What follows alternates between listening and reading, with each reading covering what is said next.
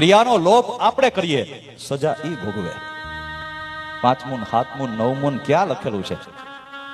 પણ માણસે પોતાના ધર્મ અને સગવડીઓ બનાવી પોતાના સ્વાર્થને માટે થઈને 5મા સુધી પહોંચી ગયા. અને 10 વર્ષ જવા દો, જેથી ભાઈ કે બેન દેવ થઈ ગયા તેથી જ ક્રિયા આવું થાય. હજી 10-12 વર્ષ જવા દો, તેથી બધું પૂરું. હવ ના ઘેર છૂટા. કળિયુગની છાયા.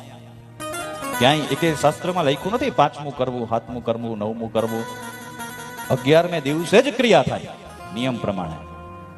શાસ્ત્રના નિયમ છે. છેલ્લો સંસ્કાર મહત્વનો હોય બહુ, અને અંતિમ સંસ્કાર છે છેલ્લો. જે વિધે જે દિવસે કરવી જોઈએ ત્યારે જ થવી જોઈએ. પણ માણસ પોતાના સ્વાર્થ માટે થઈ અને પોતાના પૂર્વજો જે એના માટે આટલું બધું મૂકી ગયા છે, મહિરા પછી પણ માણસ એને હકેથી જવા નથી દેતો. પોતાના સગવડિયા ધર્મ માટે થઈ અને પછી એમ કે મને પિતૃ નડે. તને પિતૃ નથી નડતા, પિતૃને તું નડ્યો. ઈ તો બિચારા જીવતાય નથી નડ્યા તને, પણ મહિરા પછી તે એને ગતિ ન થવા દીધી, તું એને નડે છે. ઈ તને નથી નડતા.